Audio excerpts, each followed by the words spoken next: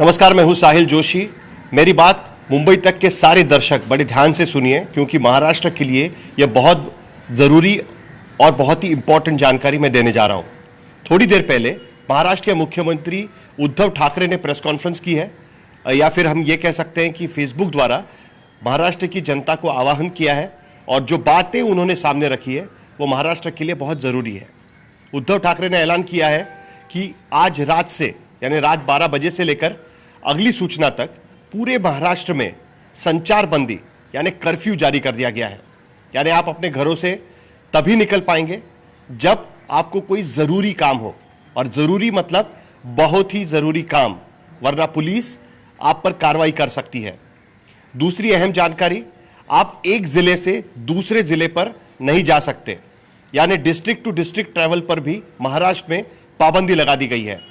कई लोग आज सुबह हमने देखे कि ठाणे से मुंबई आने की कोशिश कर रहे थे, मुंबई से बाहर निकलकर अपने गांव जाने की कोशिश कर रहे थे, लेकिन उन सारे लोगों को चेक नाका पर रोक दिया गया।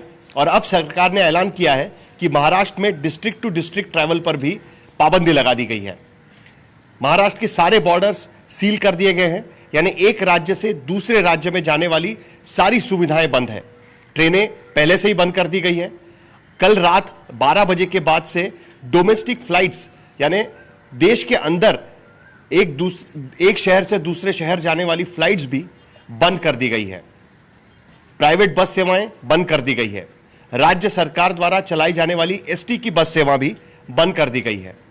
सरकार ने यह साफ किया हुआ है, मैं आपको बताना चाहूंगा, कि सिर्फ एसेंशियल सर्विस यानी जरूरी सुविधाएं ही जारी रहेगी। अब इसमें क्या है, सरकार ने साफ किया है कि एसेंशियल सर्विसेज जैसे ग्रोसरीज यानी धान वगैरह आप जो खरीदते हैं, मेडिसिन यानी दवाइयाँ, उनके सप्लाईज जारी रहेंगे। बेकरी प्रोडक्ट्स की दुकानें जारी रहेंगी।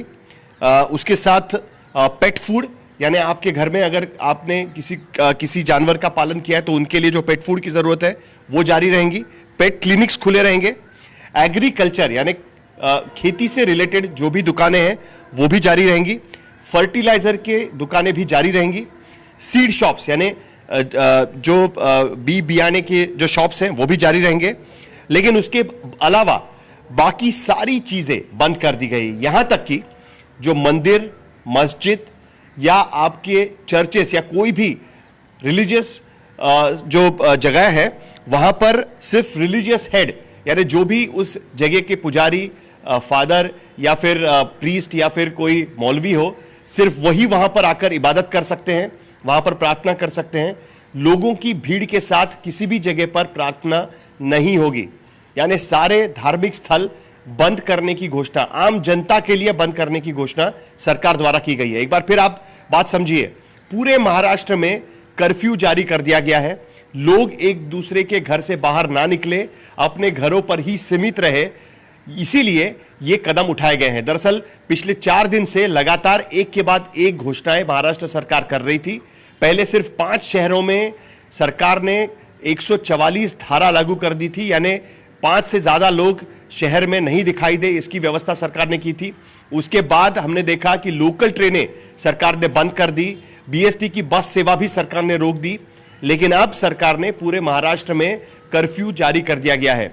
सरकार ने यह भी कहा है कि सिर्फ ताली बजाने की वजह से, उद्धव ठाकरे का ये बयान है, ताली बजाने के से कोरोना वायरस खत्म नहीं होने वाला। कई जगह पर यह देखा गया कि लोग बाहर निकले हुए हैं, लोगों को लग रहा है कि छुट्टी के दिन है। यह ऐसा नहीं है और इसीलिए सरकार ने यह सख्त कदम उठाया हुआ है। कोरोना इस वक्त महाराष्ट्र में 82 ऐसी केसेस है जो कोरोना पॉजिटिव केसेस इस वक्त महाराष्ट्र में है। सरकार चाहती है कि यह सामाजिक स्तर पर ना फैले, सरकार चाहती है कि यह कम्युनिटी में ना फैले, और इसी के वजह से यह सख्त कदम इस वक्त उठाया गया है।